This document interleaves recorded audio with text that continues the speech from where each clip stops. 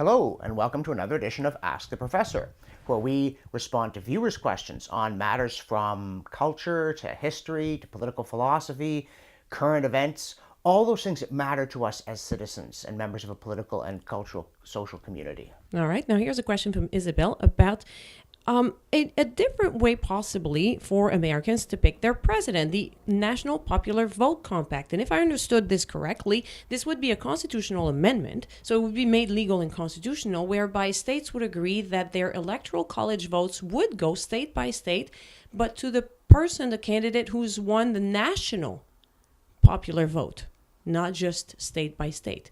And she's asking for your opinion on this one. I regard this idea as very clever, but not wise. And that, to me, is a bad combination. I was under the impression that these various ideas to bypass the Electoral College were likely to be unconstitutional or institutionally impossible. But this one would work. I was looking into this, and I realized, they found an idea, which is very simply this, that if states with 270 Electoral College votes, which is enough to make a person president, all agree that their electors will be pledged to support the person who wins the national vote, you don't need a constitutional amendment or anything, because the states decide who's they send to the Electoral College and under what terms. So this could actually be done. So, for instance, in the last election, Hillary Clinton, I believe, did win the national popular, the most votes nationwide. So a state like Florida, for instance, with 30, I think, or so electoral college votes, would be compelled to give those 30 votes to her, even though Donald Trump may have carried that state. Yeah, that's the idea. Exactly. And indeed, this is I think the fifth time in American history that the winner of the popular vote has not won the Electoral College vote. If this is a crisis, it doesn't look like one to me, and I'll explain why in a moment. But yeah, this idea would work. And the first thing that gives me a bit the cold robies is if everybody adopted this, every Electoral College vote would be unanimous.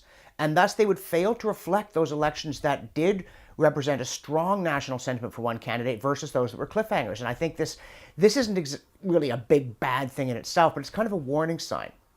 What does bother me about this is if states were to do this, it would destroy the fundamental requirement of the current system, which matches our parliamentary system a lot more closely than people realize, that in order to be elected president, you can't just pile up votes in core constituencies.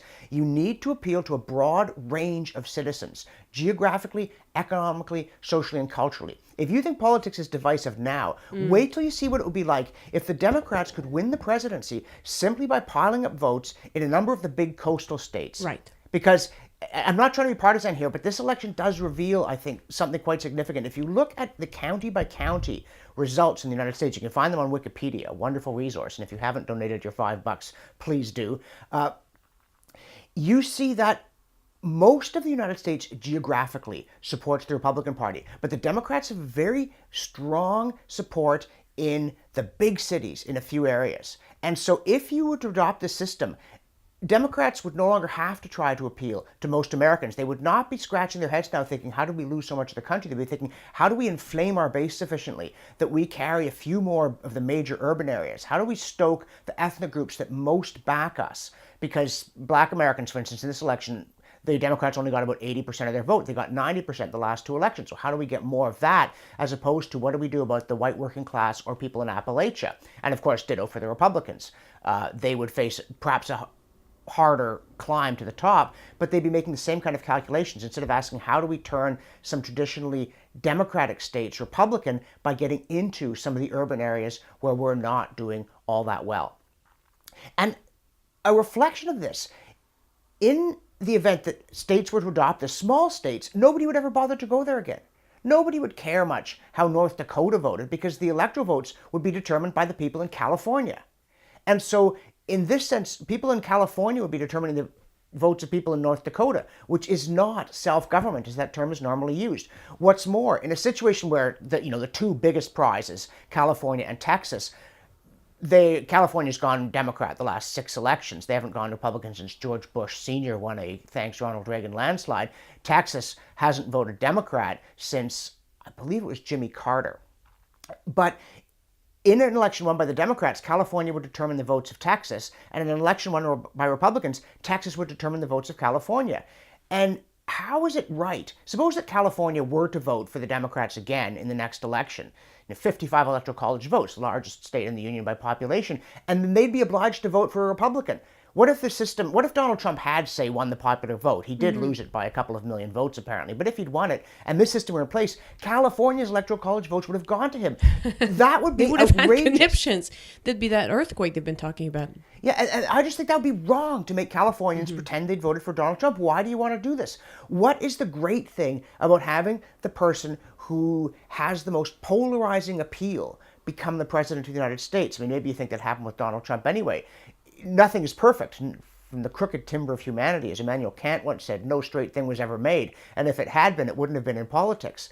But still, a system in which people say who they want to be president, and then they win or lose depending on their ability to secure broad support among their fellows. Why is that a bad thing? Sometimes the party you don't like wins, but that doesn't make an electoral system illegitimate. And I think this false unanimity and the tendency to allow people to determine how other people's ballots should be counted is a move away from what we ought to have, which is to make all possible decisions at the local level and to insist that politicians respect the diversity of the populace and seek ways to reconcile. However unlike reconciliation that last American election may have looked, it could get worse. Politics, like life and golf, is never so bad that it can't get worse, and I think the system would make it worse.